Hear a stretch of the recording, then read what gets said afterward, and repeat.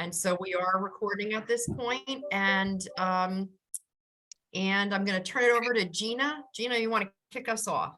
I will absolutely kick us off. Let's go ahead with the trivia. We're up to 90 people on the call right now. So let's get everybody participating. Should be awesome.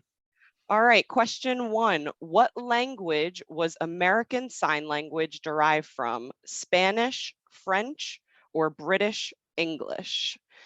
Take your time, take your best guess. Again, what language was ASL derived from? Spanish, French, or British? And let's see, we are at 49% participation. So everybody take your best guess. Make sure you get your answers in there. Guessing, no Google. It disappeared from my screen. Yeah, me too. Yeah, Mine yeah. too. Mine too. How did that happen? Let's I see. think I did it by mistake. What did I do, Sherry? I said I Relaunch- think I did it by mistake. Okay, I'm relaunching the poll. Sorry, everybody. Everybody get your Disappears answers from your right back screen, you in get it there. automatically correct. Get your answers right back in there. We are moving right ahead. We are at 57. Oh my goodness, it's rolling. All right. We are going to stop sharing or stop the poll and share the results. Go ahead, Gina. All right, I don't see results, right? We're supposed to all see the There you results when they go. pop Sorry. up. There they go. Okay, so the correct answer is French. If you guessed French, you are correct. American Sign Language was derived from French. I am going to pass it over to Vernon for the next question. All right, and I'm going to launch that next question. Go ahead. All righty. What is the role of facial expressions in ASL? Adjectives, question marks, adverbs, or all the above?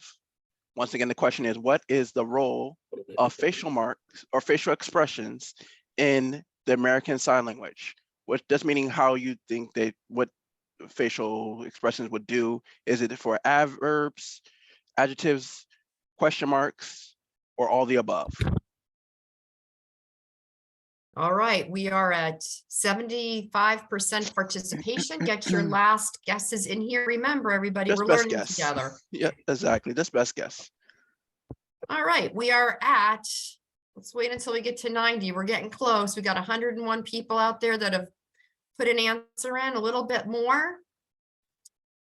All right, let's go. We're going to end our poll and share the results. Take it away, Vernon.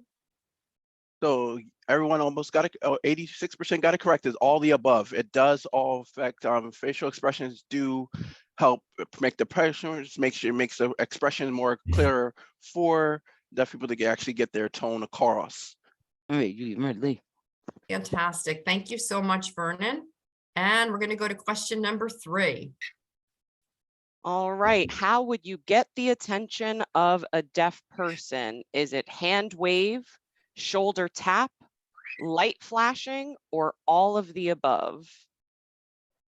How would you get the attention of a deaf person? Hand wave, shoulder tap, light flashing, or all of the above? Wow. Okay. We are at 75% participation already. 97 of you guys have put an answer in. So just take your best. Actually, I come from a family of educators, so I'm really a big lifelong learner. Okay. We're at 85% participation. I'm going to end the poll and share the results. All right, 65% of you got it correct. All of the above. Hand waving, shoulder tapping, and light flashing are all ways that you can get the attention of a deaf person. Fantastic. Okay, we're going to go to our next question. Thank you so much, Gina. And Vernon, take it away. What is the least effective communication method for deaf people? Speech/lip reading, writing it out, bad signing. Once again, what is the least effective communication method for deaf people? Speech/lip reading, writing it out, bad signing. So think it out. Interesting one. You know. And for all of us who know Sheila, we do a lot of We do a lot of all of that, actually. We do definitely, and can you imagine with masks, how difficult it is for lip reading, right?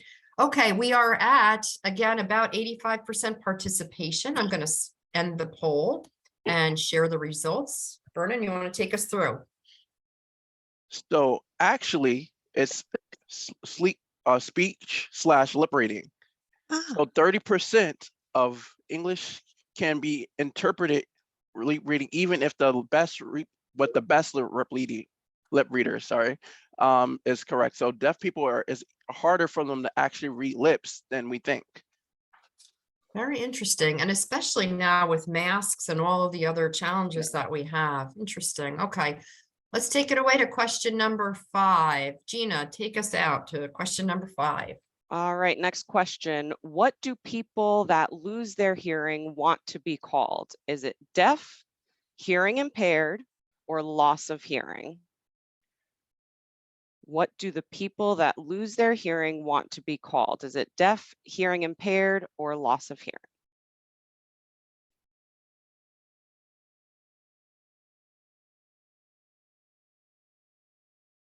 Take your All best right, guesses. we are, wow, 135 people on the call at this point, and we have 80% participation. Let's get a few more answers in there, let people participate.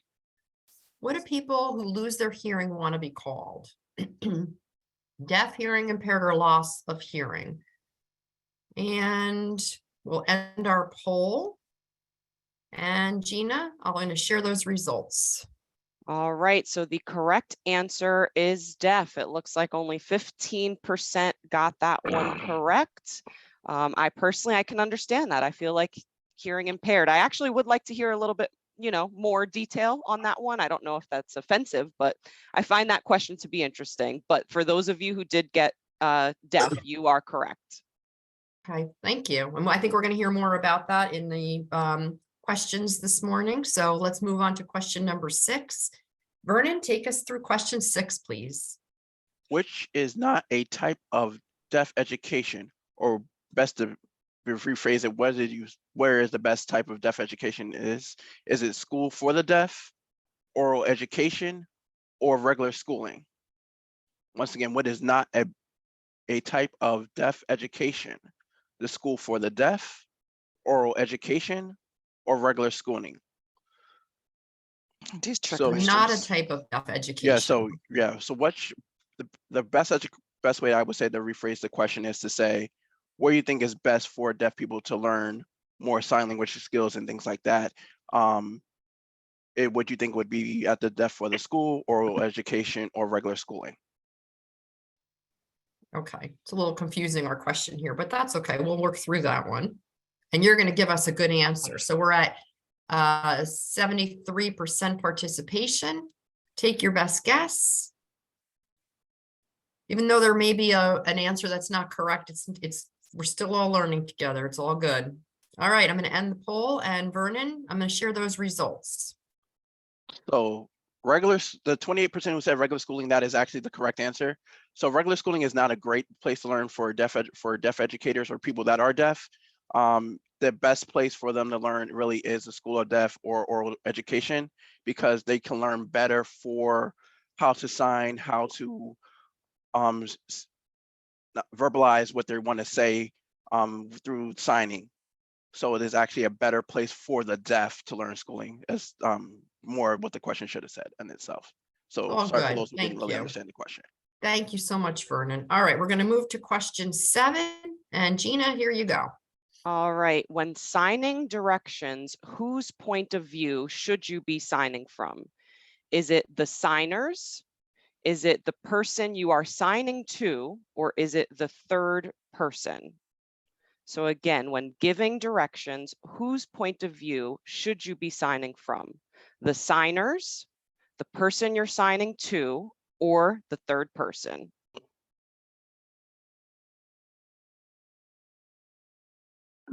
This reminds me a little bit about Bill Kaiser when he did our People First Language. These are really helpful questions to help us understand what the right approach should be. So everybody, we are at 80% participation. 107 of you have responded. If you'd like to put an answer in the poll, feel free to do so. And I'm going to close the poll in 3, 2, 1. Gina, go ahead and help us out here with the right answer. All right, so 19% got it correct. The signer. If you are signing directions, you are going to sign from your own point of view. 19%. Good job, guys. Fantastic. Thank you all. And we're going to go to question number 8. And there you go, Vernon. So this one's just a true or false question. Most deaf children are born to deaf parents. True or false? Most deaf children are born to deaf parents. Think about it. May not be the answer you think. When I used to drive home and talk to my mom about the trivia question, she always she always got mad at me. She said, "You're making them too hard for people." All right, we're going to end the poll. We're at 85% participation. And Vernon, here you go. There's those results. So the correct answer is false. 92% of you are correct. 90 to 95% of deaf children are actually born to hearing parents. Interesting. Okay, we're going to stop sharing that one and we're going to move on to question number 9. Gina, take us through question number 9, please. All right, facial expressions are blank. Somewhat important when communicating with deaf people, unimportant when communicating with deaf people, or very important when communicating with deaf people. Facial expressions are somewhat important, unimportant, or very important. Take your best guesses. Again, really great questions to help us understand a little bit better as before we hear what Sheila has to tell us. And we are at 82% participation. So take your best guess. Facial expressions are somewhat important, unimportant, or very important when communicating with deaf people. We are at 85% participation. I'm going to end the poll and share those results. All right, 89% got it correct, guys. Very important. Facial expressions are vital in sign language. Just think of how much we can convey with the facial expressions. Lots of times our faces are saying things that we're trying to hide, right? Sometimes we don't want our face to be saying these things. So just, keep that in mind. Facial expressions are very important in signing. Fantastic. And we are going to go to question number 10. And question number 10, Vernon, take us through our last trivia question for the morning. What is the name of the actress who won Academy Award for the Best Actress in the 1986 film Children of a Lesser God? Is it Mia Sara, Marlee Madeline, Molly Ringwald, or Annabeth Gish? Once again, what is the name of the actress who won an Academy Award for the Best Actress in the 1986 film Children of a Lesser God? We Is it- feel your pain, Renee. Not a good poker player due to your facial expressions. All right, we're at 71% participation. Take your best guess. We have 9,900 people out of 135 who have ventured a guess here. Let's get a little bit further along. All right. And I'm going to close the poll on 3, 2, 1. And go ahead. Share those. Go ahead, Vernon. So 75% of you are correct with Marlee Madeline. And just a little bit of history on her. She was the first actress in 1987, or the first deaf actress to win an award, Academy Award. So she is very highly and very skilled. I like her. She's awesome. Awesome. Thank you so much, Vernon. All right, I'm going to take the polls away and I'm going to turn it over now to Gina. Gina, you're going to introduce our program this morning. Absolutely. So first off, good morning to those of you who may just be joining us. Welcome. Thank you so much for joining us for this morning's ASL, or American Sign Language event. Some announcements before we get started. Please be sure to keep yourself on mute, but don't be camera shy. We want to see those smiling faces. Next up, I came up with a little acronym here, ABCDE, which is always be checking Delta emails, okay? Today is the deadline for the October 7th AIM event and pizza party. AIM will be running from October 3rd to October 21st. An email was sent from Joan on Wednesday the 14th. Please be sure to check that email so that you can select your t-shirt size and review the volunteer opportunities. Lastly is the personal leadership exploration. There are 3 sessions coming up that you can choose from: Wednesday, September 21st, Thursday, September 22nd, or Monday, September 26th. Please check your email from Lois that was sent on September 7th for more details on that. Now, for those of you who may have missed trivia or are just joining us, I'm going to run down some facts that we went over. So ASL is derived from French Sign Language. There are estimated to be more than 500 signed languages in the world. Many countries have their own signed language. ASL is not the universal sign language. American Sign Language is a formal language with its own syntax, grammar, and linguistics. Like spoken English in the US, ASL also has regionalisms and dialects. 90% of deaf people in the US are born to hearing families. A very small percentage of those families use ASL as their primary language at home. Many to most deaf children don't learn ASL until they start school. The first residential deaf school in the US was American School for the Deaf in Connecticut. Many deaf people are considered let me start that one over. Many deaf people considered the people they knew at school as their families. ASL was the primary language in that environment. Deaf children are now frequently educated in mainstream settings or in small deaf programs within hearing schools. With that, I am going to go ahead and hand it over to Vernon.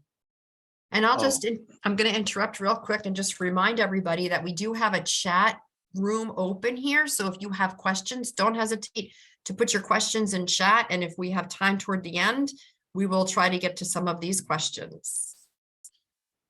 Thank you, Thank you, Lois. Lois. Okay, so today we have our very own Sheila Burke, who is a senior office service associate. And in December, she will be celebrating 20 years here at Delta Dental for her service. Sheila was an infant when she found out that she was deaf. Her mother had a feeling that she was deaf. She would hit pots and pans around Sheila and would get no response. So her mother took her to the specialist, and the specialist did confirm that Sheila was deaf. Sheila also has a sister, Caitlin, who is also deaf and is a professor at Townsend University in Maryland. He has other siblings that are not deaf. Sheila attended a school in Newark for a special school in Newark until she was 10 years old. And she was then transferred to Marie Cannonsburg School for the Deaf in West Trenton, New Jersey. Until then, she graduated high school. Sheila would also like everyone to know deaf people use Zoom, phones, and attend meetups to communicate. And one of her favorite places to meet up is Starbucks. And I believe we have a picture of her at the most recent Starbucks. We do. I'm going to pull that up right now. Bear with me. Share my screen. And tell me if everybody can see. I'm going to scroll down here. Let's see. There we go. There's Sheila. Can everybody see it? Yeah. So this is Sheila at the most recent Starbucks in Washington, D.C. Even if you scroll up a little bit, there are actually sign language that spells out Starbucks at the bottom of it, which is awesome. Which is so cool. Can you see it, everybody? It's right across here. Mm-hmm. Okay. Okay. And interpreting for Sheila today, we have Mary Kay Adams, who is a certified interpreter, and facilitating the dialogue between Sheila and Mary Kay is our very own Emmanuel, who is our Operations Quality Assurance Coordinator. And Emmanuel, I turn it over to you now, my friend. Thank you, Vernon, and I want to say welcome to everybody once again. We want to thank you for logging in with us this morning. I especially want to say thank you to Sheila for being with us this morning and having some conversation with us. And also, Well, thank you all. And also the interpreter, Miss Mary Kay Adams, she's here with us. You might not see her, but you'll definitely hear her as she interprets for both of us today. Can I interrupt for just one moment, Emmanuel, and share with everybody that if you turn your view to speaker view, you'll have a much better view of Emmanuel and Sheila. So I just wanted to share that. All right. I also want to just remind you guys once again, as Lois said earlier, if you have any questions, you can put them in the chat. And if we have some time left over, we'll pick some random questions and ask them to Sheila. All right. So now let's get started. Sheila, just to confirm, how long have you been working with Delta Dental? 27, soon it'll be 28 years, not 20 like was said in the introduction. All right, well, thank you so much for your service, and we all appreciate the work you do here. The next question we have for you is, since you've been working here for 28 years, what attracted you to work here?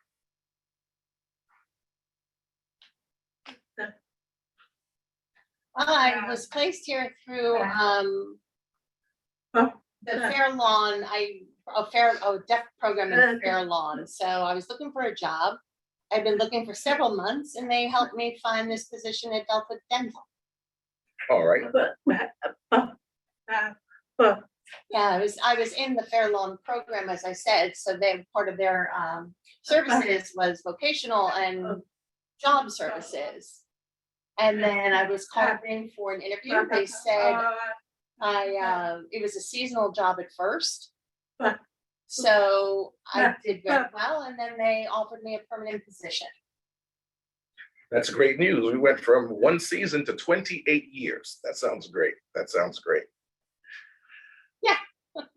What are your favorite things about Delta Dental?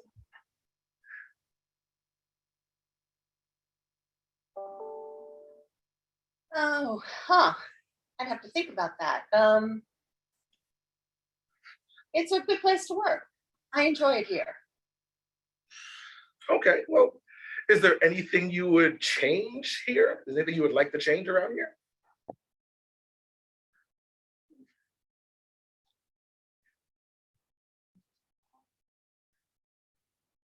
I would have music in the PA system. I would have ambient music in the office.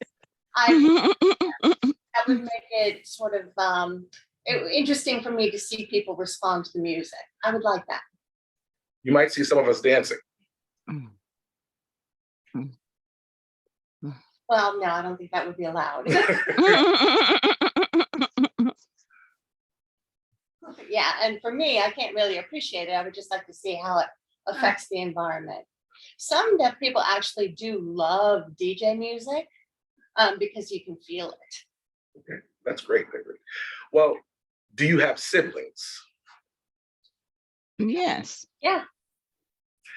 And how was I it? have one brother and I have 3 sisters. All right. And how was it growing up with them? They were great. All of them are married and moved away now. All right. Did they have to learn sign language as well? Do any of your other siblings have hearing loss? My sister Kathleen is deaf, so she's a signer. She actually is an educator as well. An older sister learned American Sign Language, but she works in an oral education school and she's retired now. She lives on Cape Cod now. So growing up, we didn't really communicate a lot at home. They weren't fluent in ASL. And also the educational approach was that sign language was bad. So we weren't allowed to sign in some schools. Okay, well, that's interesting. Well, then, where did you first learn sign language?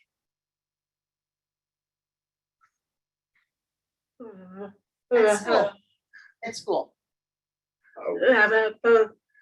In the deaf community as well. Once I started meeting other deaf people, I learned sign language. But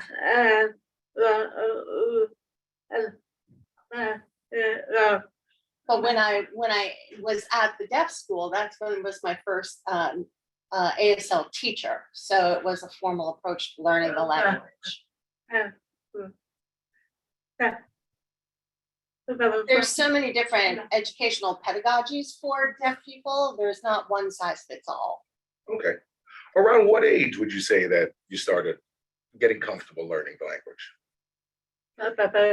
Probably about 10. At home, we had our own sort of gestural system. It's home sign language. So we would usually do like, the gesture of the action, like that would be drinking or cooking or shopping. Shopping, we would pretend like we were at the cart. So families often do that. They create their own home sign language. Swimming would be that because that's what swimming looks like. And so sort of, it's a little bit like pantomime a little bit. For train, that's the formal sign, but we would do this action because it looks like the wheels on the tracks. But that's what some families do. This would be like ferry, when we were kids playing. And trains again, because that's what the wheels look like on the track. Okay. So overall, would you say that sign language learning was difficult for you? Would you say that? Sure. Yeah. It was. Right. It was hard. It's not English, so it's a different language. So it was like learning a brand new language. Okay. So since you said you started around 10 years old, how long would you say it took you to get familiar with sign language? It took a while. Yeah, it took a long time. And it really depends who you're communicating with. So you're having to adapt to the other person. Okay. So because of COVID, we know about the mask situation. How does it affect the way that you communicate with others? It is so much harder. I mean, deaf people can sign with masks on because we're looking at the visual language. And on Zoom, we don't have to wear masks all the time. So, but I'm on the computer in the mail rooms. So it's hard just to have conversation with people who don't really sign wearing masks. And COVID shut down so much of the classes, and just being social. So, now that we're starting to get back in person, so there's more communication. And we can, we communicated too using text and our messaging services, but masks are hard. So if people aren't familiar with sign language, what is the best way to communicate with you? Writing notes. Okay. All right. Yeah, that's the best way. Is there a deaf community that you belong to or interact with on a regular basis? Oh, definitely. Yes.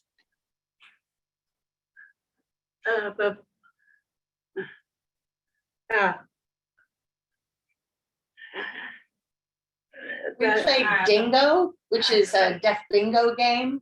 So we have been doing that in person, and then we had to suspend that because of COVID restrictions. But a lot of us get together for that game. There's other clubs, but with the high risk of getting sick, we curtailed that.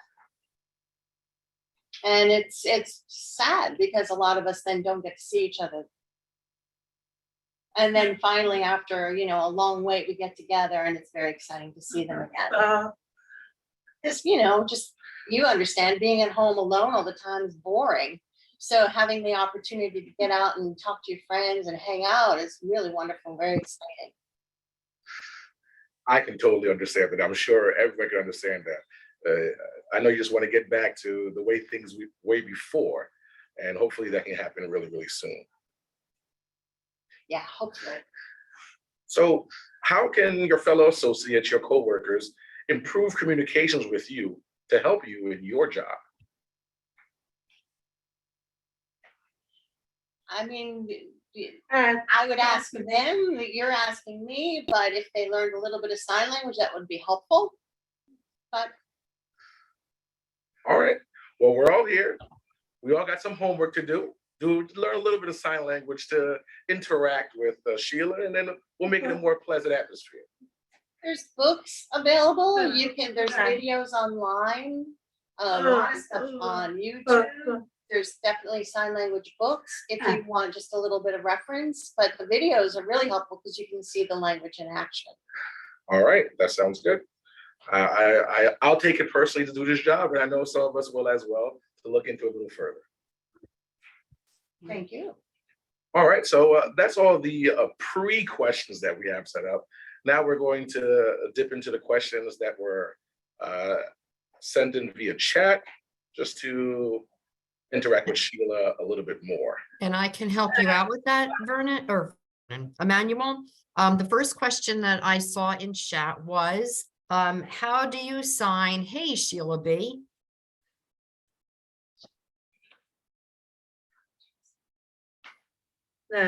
Wave off of your forehead, like what I'm showing you right now. Yeah. Hello. Hello, okay, all right, great. Another question, oh, Like, go ahead, Sheila. Just a waving hand, hi. All right, terrific. And I bet you some people picked up a little bit of I know a lot long. of people like to say hello to me when I'm doing my morning rounds with the cart. So yeah, that's sufficient. Terrific, terrific. And can Sheila tell us a little bit about any hobbies that she has? I love to drive. Absolutely love driving. So I travel quite a bit and I go exploring. There's a deaf group and a deaf community. We love to just get out and explore. Excellent. Where are some of the places you have explored? I've been in all 50 states.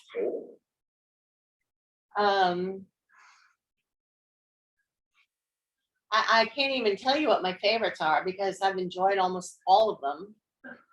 It's just the diversity of traveling. I mean, I will continue to travel until I die. I mean, to be stuck in one place and just stay stagnant is just not me. I really love to explore. It's very exciting. Are you sure you don't want to say New Jersey's the best? We're used to it. I was born and raised here, so okay, New Jersey's good.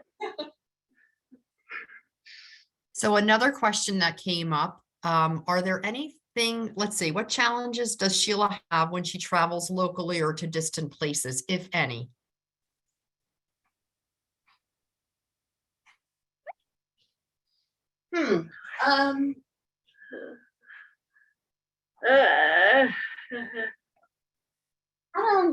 What do you mean by challenges? I'm not sure what, I mean, I just enjoy traveling so much. I don't know what you mean by challenges. I guess I think I'm going to just say directions, communication, any challenges. And does Sheila travel with her friends? Does she travel independently? I tend to travel with my friends. There's a group of deaf people that and my family, so we'll go out in a group, but Okay, I the wouldn't question say is I coming have any through. challenges. Okay, I just enjoy it, and the group I'm with, you know, my deaf friends, we just have a ball. We really have a good time every time we go out. I tend not to, no, I don't necessarily travel alone, but a group of us will get together and go exploring. now is it mostly air travel or driving travel, Sheila?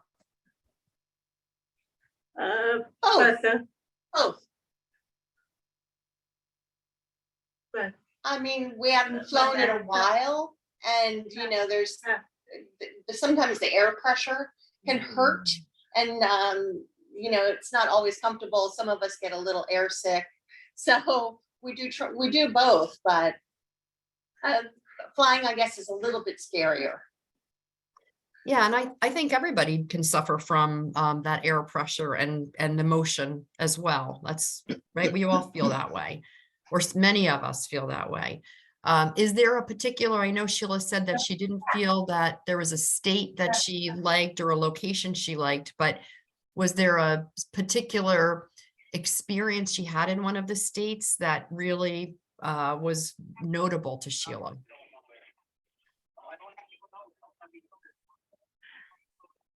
I do love islands and beaches. I've been to the Caribbean and that was just absolutely beautiful. So yeah, that was very interesting.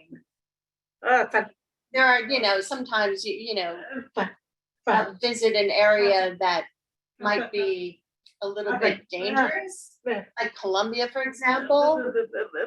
There's, you know, it's just a lot of poverty there. So we were approached by a lot of beggars and people just asking for help. And that, you know, that can be a little intimidating.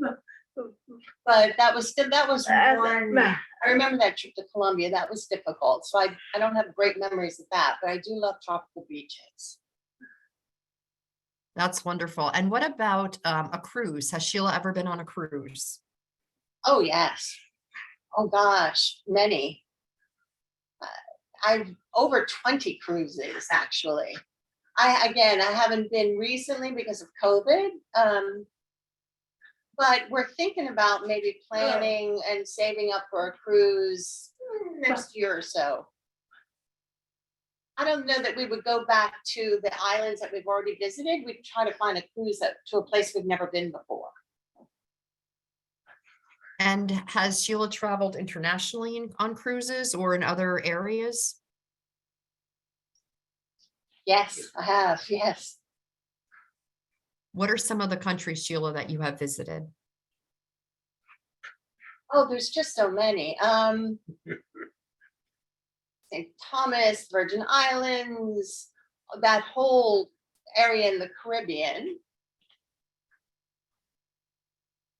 I've been to Mexico. Traveled the whole West Coast of the United States. Let's see, been to Panama. Taken a cruise through the locks through the Panama Canal. So that was fascinating.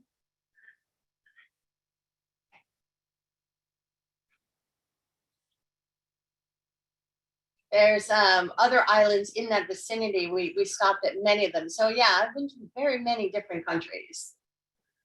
And it's excited, especially going through the Panama Canal. That was thrilling. That was a while ago, but it was really beautiful. Armando is in chat saying Panama, huh? Right? That's right. And those locks must have been really, really cool. Very cool, Sheila. Is there a place that you haven't gone yet that you want to get to?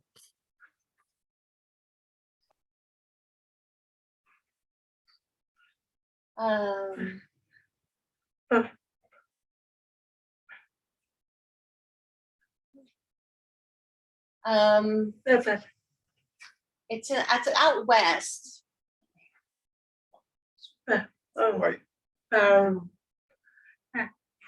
It's an island out west. It starts with a B. I can't think of the full name of it, but it's out there. And it's just surrounded by deep blue water. So yes. Bora Bora. That's it. Yes, Bora Bora. Exactly. And I'd love to go to Australia. Very much want to visit Australia and New Zealand. Yes, but I haven't been there yet. And to get there is just so many hours. So it hasn't fit into my work schedule. So hopefully someday, and it's very expensive, I'll be able to make a trip down to that area of the world. That would be great. Maybe after I'm retired. I'm very motivated to see those places. I've seen the photos and it's just magnificent. It's beautiful. So yes, I would like to go there. Wow, fantastic. So a couple of other questions came through. From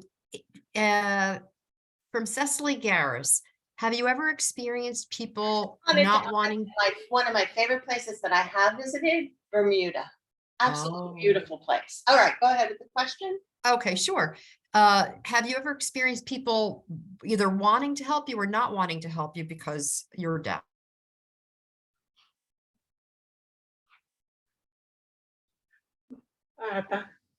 Yes, interpreters usually want to help. My interpreters when I was at deaf school were very helpful.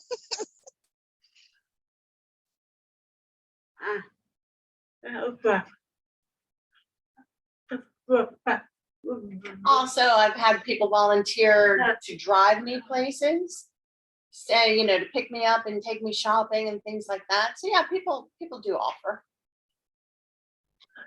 I'm curious how Sheila feels about that. Is that something she appreciates or not?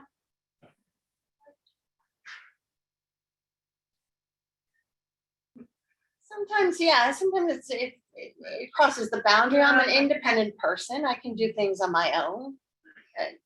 Don't assume because I'm deaf, I'm incapable. My parents encouraged all of us to become independent. They trusted me to take care of myself and be safe.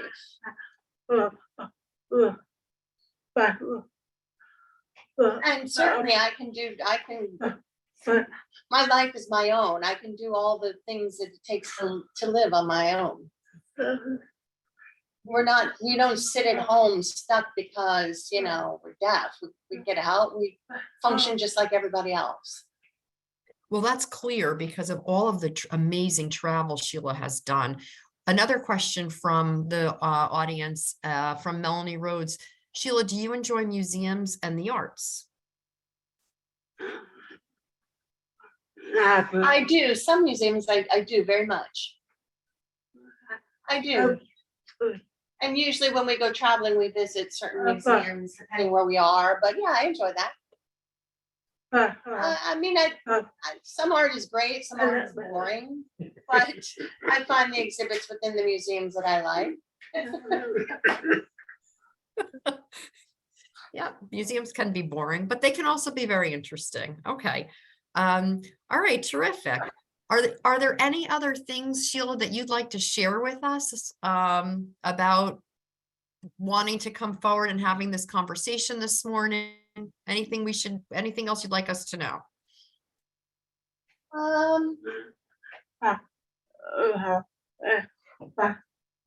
It would certainly, I should have been in front of the Starbucks in Washington, DC.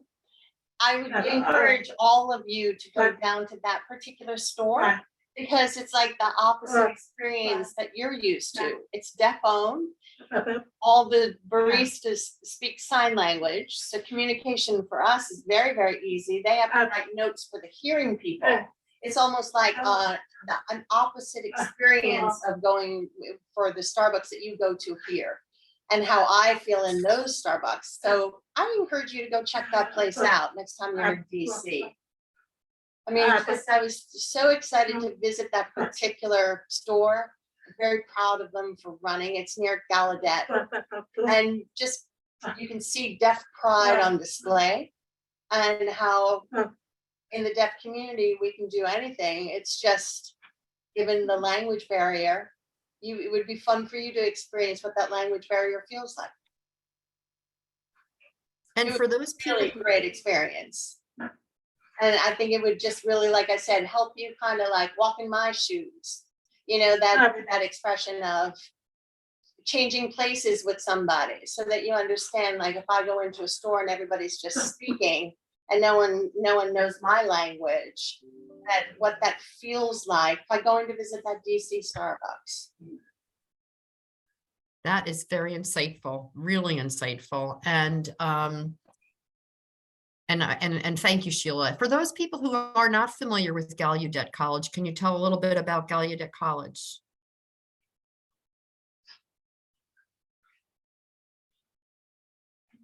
Gallaudet University is in Washington, DC. Yes, it is for deaf students. This was established 140 years ago. And it is the only primary school for the deaf, only primary university for the deaf in the United States.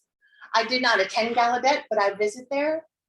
And there's a large deaf community around the campus.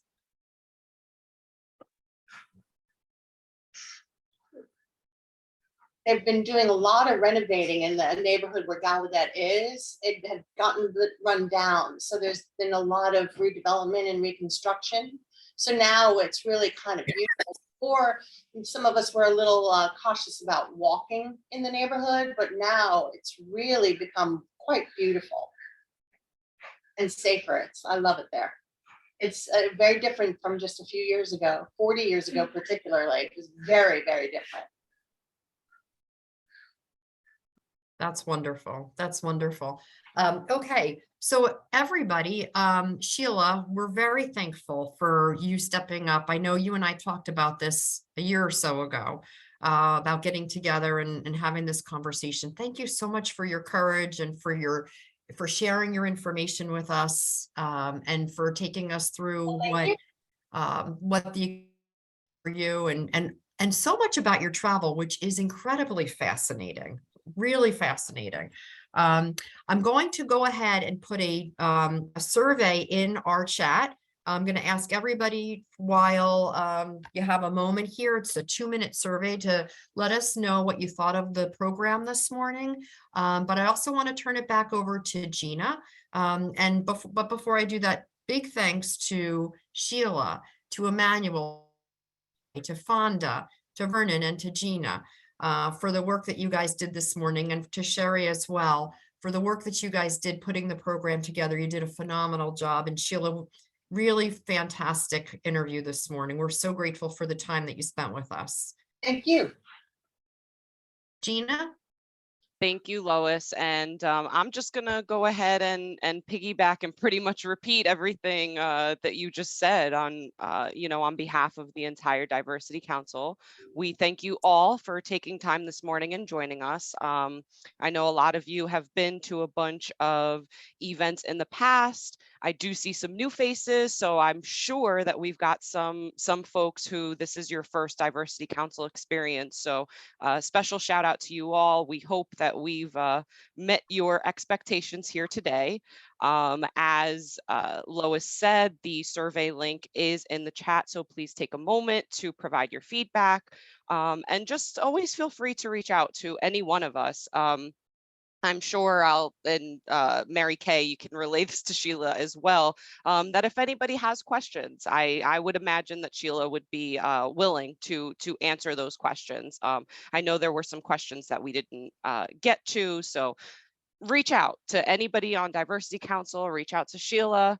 And again, thank you all to the council, to everyone who put in work to get this program together. Thank you to Sheila, Emmanuel, Mary Kay, thank you for being with us. And that's really it. That's all I've got. Survey, does anybody have anything else? Lois, Paul, anybody want to jump in? Any last remarks, comments? So if Paul is still with us, I think he wanted to finish up with a couple of quick comments. Paul, are you with us this morning? I am. Good morning, everybody. That was incredible. We keep raising the bar with these presentations. So thanks so much, Sheila, and to the team. It was really great. I learned a lot. And I, for one, appreciate seeing Sheila and interacting with her. It just gives you a sense of security, that knowing that she's doing her job and she just keeps going. And it's really awesome to learn more about her as a person. So thanks for that. And a couple of announcements, or just to let you all know, based on the survey results we've gotten, a large majority of folks were still interested in having an in-person holiday event or events. So this is to let everybody know, to mark the date for the 12th, the 10th of December will be the traditional family party at the Marriott. The times to come, but it's usually from 9:30 to 11:30 or 10 to 12. And then on the 16th, we will have our company town hall holiday party. So hopefully everyone can attend and feel comfortable doing so. We look forward to seeing everybody there. In the meantime, keep checking the website for the Diversity Council events, and you can get some of the videos from prior sessions and some other information and resources. And I'll be in DC next week, Sheila, so I'm gonna go check out the Starbucks. That was pretty awesome to learn. So again, thanks everybody for coming. It means a lot to the Diversity Council and me personally that you take time out of your day early on a Friday to share experiences and lives of other Delta members. So if you have any other presentations you'd like to have considered, get them to the Diversity Council and we'll look to do that. Before we But, go, that's it for me, and thanks again to everybody. Thanks, Lois, for doing a great job of emceeing the event. before we go, Paul, Sheila wants to say one more thing The about, Starbucks is on H Street. So when you're looking for it, if you look at the photo, you'll see the number of the address in the photo, but it's on H Street, as in Harry. That's what I saw. Thanks. all right, All right, great. And one last fun fact, on our backgrounds today, you'll notice on the purple backgrounds for the folks that were helping to put this program together, the sign language actually says Delta. So just wanted to share that fun fact out there with everybody. So Sheila. And you know what, Lois, I actually do have one more thing to add, especially post this event. So next time you're all on our ADP homepage, there is a Diversity Council section with a ton of resources. And we did put out some ASL links. There's 2 videos there, and they go through a little bit of the basics. So I know throughout the session, we've seen some comments. I've been interested in learning. Sheila's taught me a few things here or there, that kind of thing. I encourage you to go and check out those links. They can be really helpful, and you'll be surprised. One of them is specifically discussing signs that you may already know that you don't know you know. So it's very interesting. So definitely take some time and check out those links and the resources that we have there as well. Thank you all so much for coming this morning. Thank you to the team for putting a wonderful program together, and heartfelt thanks to Sheila. I hope everybody has a wonderful, wonderful weekend. Have a good day, everybody. Thank you. Thank you all. Thank you. Bye, everyone. Thank you. Thank you.